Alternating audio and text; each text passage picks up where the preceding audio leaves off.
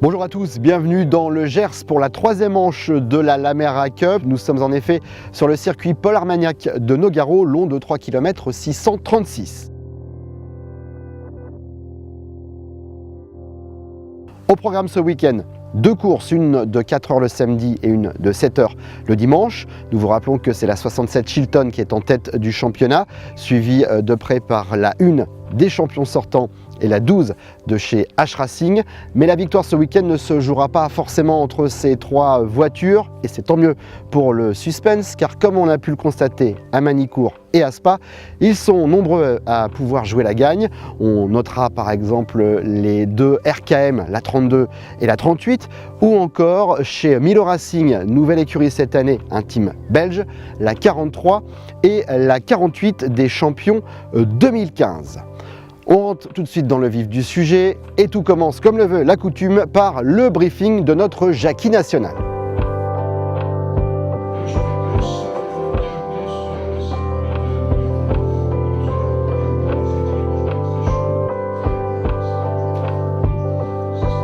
21 voitures ont fait le déplacement dans le Gers et comme on pouvait s'y attendre, on retrouve lors des essais libres les favoris au championnat. C'est d'ailleurs les vainqueurs de l'an dernier qui se montrent en ce début de matinée les plus rapides. Derrière, on retrouve la 38 RKM Leclerc qui espère bien continuer sur sa lancée après sa victoire à Spa. RKM qui place d'ailleurs sa deuxième voiture élite dans le top 3 avec la 32. Bien évidemment, la 67 Chilton est bien présente, tout comme les deux voitures du team belge Milo Racing. La 12 de chez H-Racing espère elle aussi jouer la gagne après ses mésaventures belges. Il faudra également se méfier de la 44, les experts de Nogaro, avec des pilotes comme Didier Moureux ou Eric Quérol qui ont sévi il y a quelques années sur ce circuit dans d'autres disciplines. On passe au qualif avec pour mémoire deux pilotes qui s'élancent pour 15 minutes chacun, puis on additionne le meilleur temps des deux.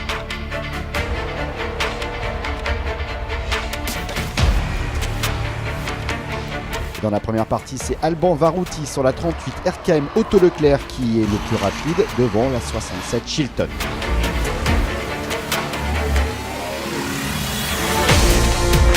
Hervé Dumas croise les doigts pour que son autre équipier, Eric Leandro, conserve l'avantage, même si Wilfried Merafina sur la 67 est aussi en piste.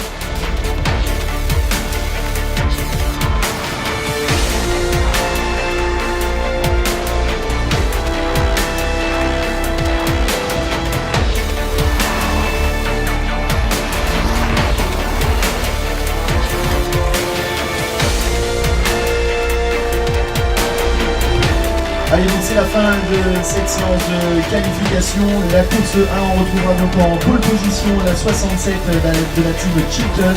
En deuxième position, la 38 RKM Auto Leclerc. Et en tout début de deuxième ligne, ce sera la 48 MRCP. On avait à cœur de bien faire un peu pour la mémoire de Damien. Donc je pense que chacun s'est un peu craché dans les mains. Et puis on a un bon équipage homogène. Moi je sais que c'est la dernière course que je fais avec la 67, donc j'avais envie de bien faire, donc on a bien roulé. Voilà, il n'y a pas grand chose d'autre à dire. Ah si, là tu nous en dis trop ou pas assez, comment ça se fait que tu ne rouleras plus dans la 67 ? Parce que cette voiture est en tête du championnat et que pour l'éthique, c'est pas bien que je gagne, donc voilà, je préfère m'abstenir et je roulerai bientôt avec mon fils sur une autre voiture à partir du Castellet.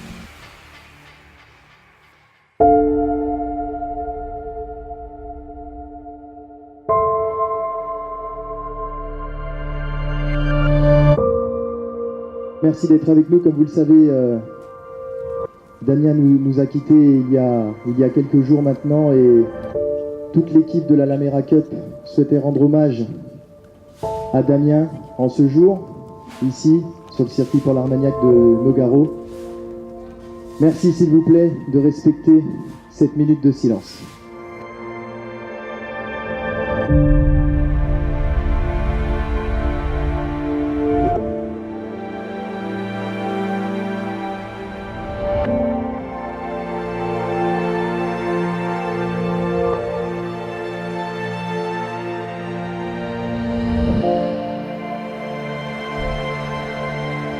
Merci et au revoir Damien.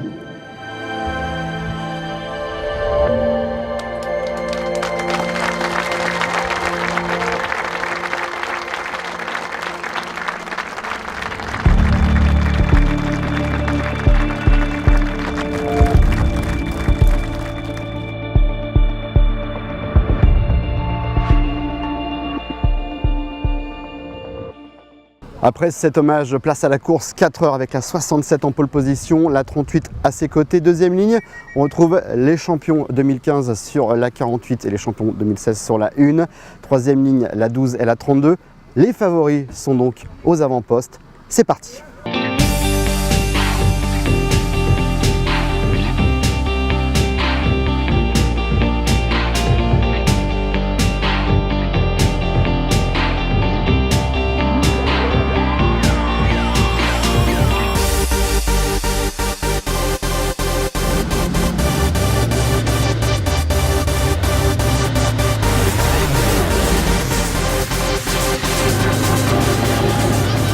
Sous la menace de la 38 RKM Auto Leclerc, la 67 Chilton tente de conserver son avantage au bout de la ligne droite.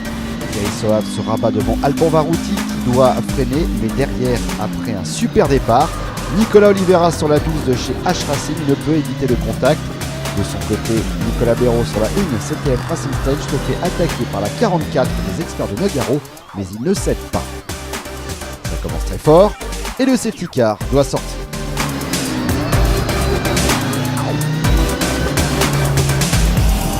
Une fois la course repartie, on a donc la 67 qui est en tête devant la 48 MRCP Intermarché, la 43 MRCP Leclerc, la 12 H Racing et la 1 CTF Racing Stage. Malheureusement la 12 doit rentrer suite à son contact au départ, le radiateur est percé.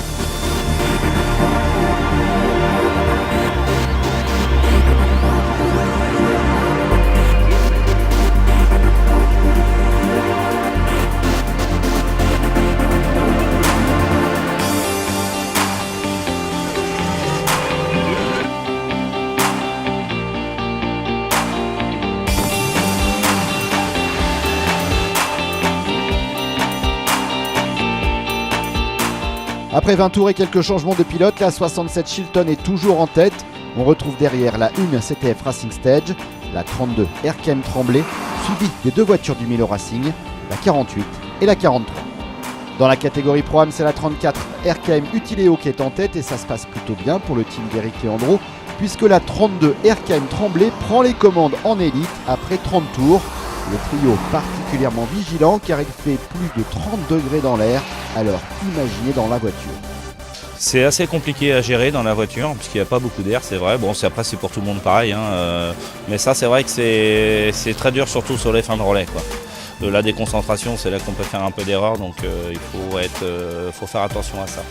Comme moi ça me le fait, comme je pense à la chaleur et tout, je mets même ma main comme ça pour me ventiler dans la ligne droite. Ludovic et ses petits camarades vont réussir à garder les idées claires puisqu'ils conservent la tête même s'ils restent sous la menace de la 67 Chilton, la 1 CTF Racing Stage ou la 38 RKM Auto Leclerc.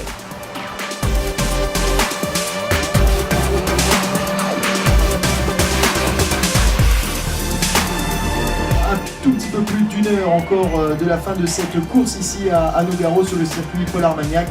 Rien n'est joué puisque 28 secondes séparent le leader RKM Tremblay au second, RKM Auto Leclerc. Dans la catégorie de gentleman, c'est la 4 CTF Abel Astoriot qui va s'imposer. Dans la catégorie Pro-Am, la 34 RKM Utileo va résister à la pression de son poursuivant, la 14 ETC Racing. En élite, la 43 MRCP Leclerc termine 5e. Chilton, la 67, pensait être sur le podium, mais elle va être pénalisée lors du dernier relais pour vitesse excessive dans les stands. Elle se classe 4e. Les champions sortants sur la 1 en profitent pour terminer 3e. La 38 RKM Auto Leclerc est 2e. Notre chacha national a bien fait de croiser les doigts. La victoire revient bien à la 32 RKM Tremblay.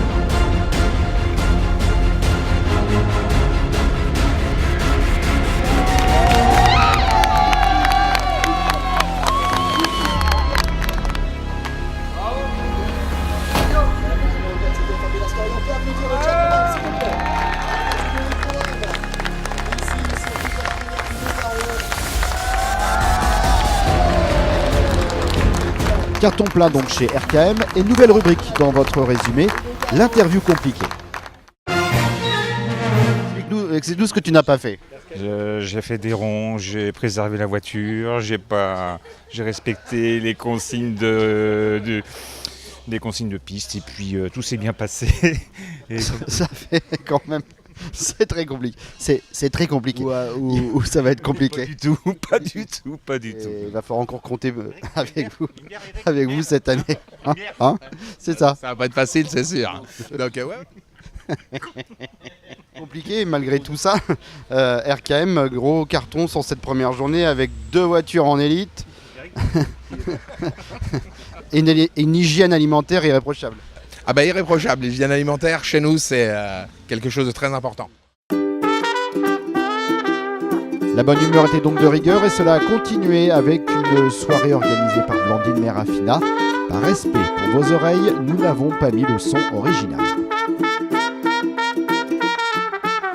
When people let you down, things don't turn out right. You're feeling messed around, that's not in the way to be.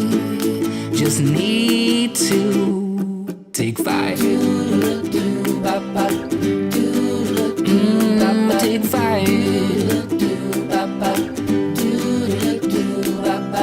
The little things get you down, leave you so uptight. You're getting pushed around.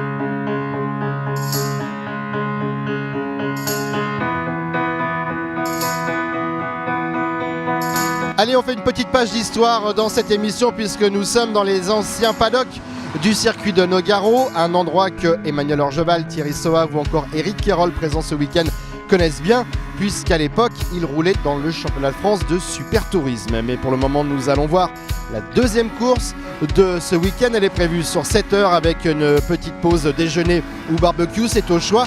En pole position, on retrouve la 48 de chez RCP Intermarché, les champions de 2015. À leur côté, c'est RKM Auto Leclerc. Deuxième ligne, RKM Tremblay, la 32 et la 67 Chilton. Troisième ligne, la 1 des champions 2016, CTF Racing Stage et la 12 de chez H Racing.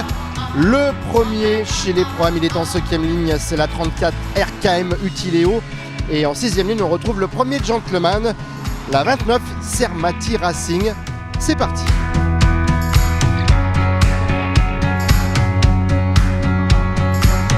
Si la 48 MRCP Intermarché prend le meilleur départ, la 38 RKM Auto Leclerc va rapidement prendre la tête de la course. Derrière, on retrouve la 67 Chilton sous la menace de la 32 RKM Tremblay.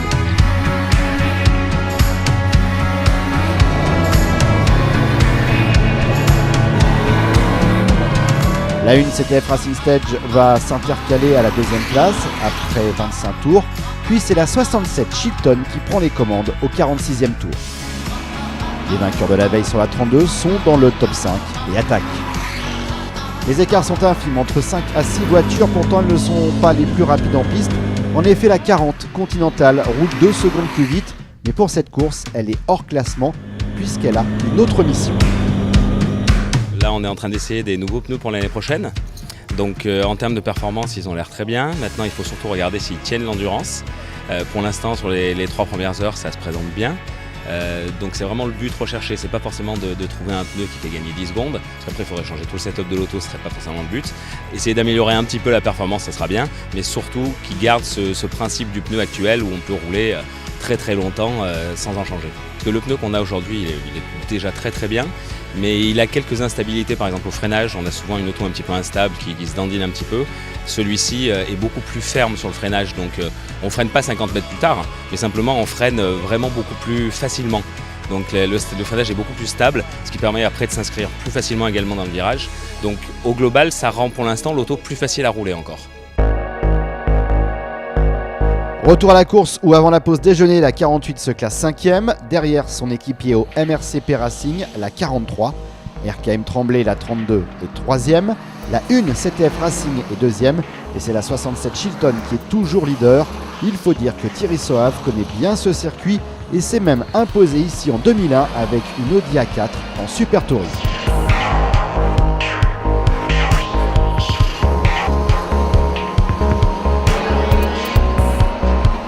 Je suis ravi de croiser enfin dans la région quelqu'un qui s'en souvient, parce que depuis vendredi que nous sommes arrivés, je pose des questions aux restaurateurs, à l'hôtel, les spectateurs, les quelques rares spectateurs. Est-ce que vous étiez là en 2001 ? Et L'équipe me dit non, on n'était pas là. Mais je dis c'est dommage parce qu'en 2001 j'ai gagné, mais c'était il y a 16 ans.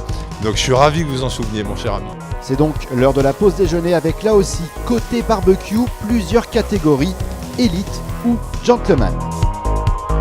Il reste 4 heures de course, alors forcément, avant la reprise, tout le monde se concentre.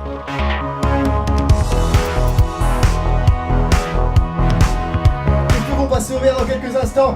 Vert et c'est parti. Les Laméras sont donc lancés. Et la 67 et là c'est la 32 qui va passer peut-être en seconde position. Non, ça reste en troisième position.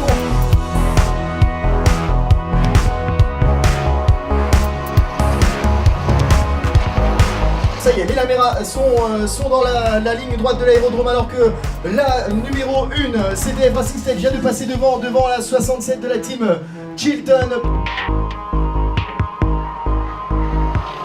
La 1 CTF Racing Stage prend donc les commandes dès le premier tour de cette deuxième partie et va commencer un cavalier seul. En revanche, derrière, rien n'est joué pour les deux autres marches du podium avec une jolie bataille entre la 48 MRCP Intermarché, la 32 RKM Tremblay et la 44 les experts de Nogaro avec Eric Quérol, Didier Moureux et Florent Mazot. Dans la catégorie gentleman, c'est la 29 Sermati Racing qui domine, mais on notera la belle performance de la 31 de chez H Racing, deuxième de la course du samedi, et qui termine également deuxième dans celle-ci, alors que c'est la première fois que l'équipe roule sur un circuit, même si on ne peut pas vraiment dire qu'ils soient réellement des débutants. On est arrivé, c'est la première fois qu'on court en circuit. Moi je suis d'origine du rallye avec mes collègues d'ailleurs, mes deux collègues. Et on est arrivé, on a trouvé une équipe super. On avait besoin de conseils parce qu'on ne connaît pas du tout ce milieu, on ne connaît pas du tout les techniques de finesse de pilotage du circuit.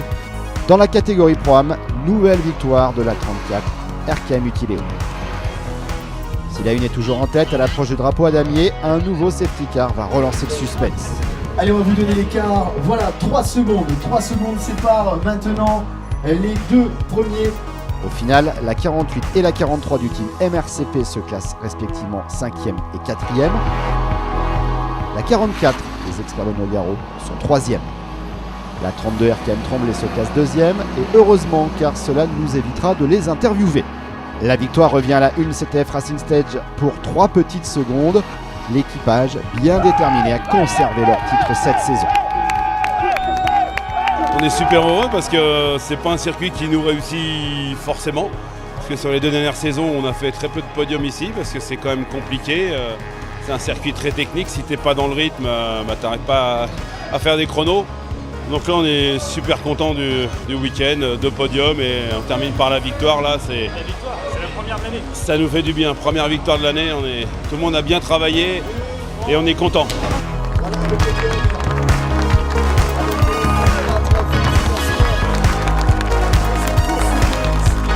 Ainsi s'achève cette troisième manche avec la victoire des champions sortants qui reviennent plus que jamais dans la course. Prochain rendez-vous 15 et 16 juillet au Castellet dans le Var. D'ici là, portez-vous bien. Salut!